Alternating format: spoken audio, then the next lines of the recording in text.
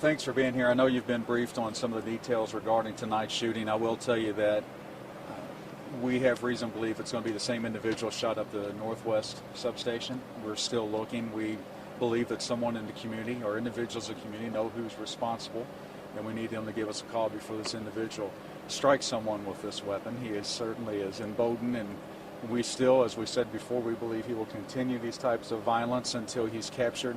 We continue to put more resources. The investigation is continuing. I'm not going to get into some of the evidence that we have located here at the scene or the other scene and what we're working on, because there's, quite frankly, there's very little evidence, and we need to keep that close to our vest in pursuit of this individual. But we certainly need anyone that was in this area tonight that saw anyone that was driving, we believe the person was in a car speeding away, to give us a call, give us some information. We're calling some additional detectives in today. We'll be briefing our officers throughout Indianapolis tomorrow morning, beginning tomorrow morning, a roll call, and we'll continue to get to work. Some of the officers inside tonight, they're okay. They're back to work right now on the streets, and as one just told me, brushed himself off, got his equipment, went back to work. Any idea of a description of this vehicle?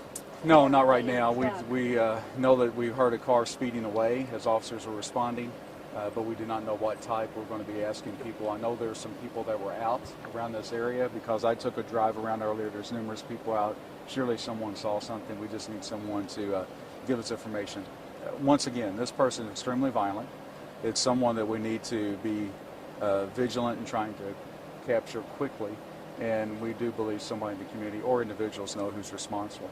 We do have Chief Waters here with Patrol. He's been working very hard with all the patrol districts and talking to them and the officers as well, and we'll be continue to do that in the near future. What kind of precautions are you asking officers to take in light of these two, I guess, attacks? Right. Well, we started that process about 2 or 3 months ago. One of the things that I was extremely concerned about was some security around some of our facilities, and we started improving that a couple of months ago and started having that conversation. That will continue throughout this year and into next year's budget as well, but there's some other things we can do operationally. I'm not going to get into all that because it's going to be something we don't want to give up because it could endanger someone if I did, but we are taking those steps. Chief Waters is in charge of that part with the districts. He is the patrol commander or the patrol chief, and we'll be dealing with the commanders and talking to them even more so. But we're not sparing any personnel, any investigators. We're working hard and looking for this individual like we do anyone that perpetuates violence in our community towards any individual, not just IMPD. Do you think there's anything in particular that's sparking these attacks? I mean, I know you guys have been cracking down pretty heavily in some of the neighborhoods. Do you think this may be retaliation for some arrest or some kind of incident?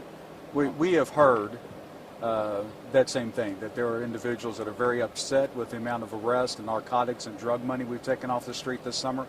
That is something we know that's a chatter among some of the drug dealers in the community. But can we say that that's the reason this occurred? No. Is that a possibility? Absolutely. The national dialogue, is that a possibility? Absolutely. We just don't know for certain. It could be something completely different. It's just going to take some time to find out, but we have the best and brightest of IMPD trying to find that individual now.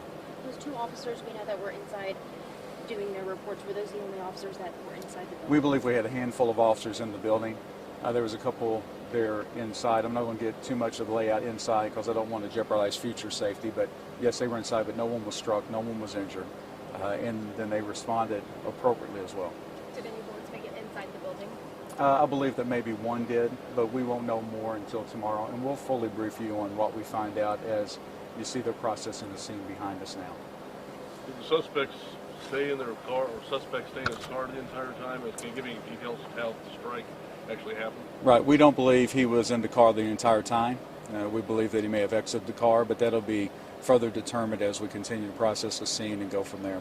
I will tell you, we will have additional information in the morning. Officer Gillespie's here, and then also Major Riddle as we put that together. Chief Waters, did I miss anything, or you? Okay, thank you all. Appreciate it.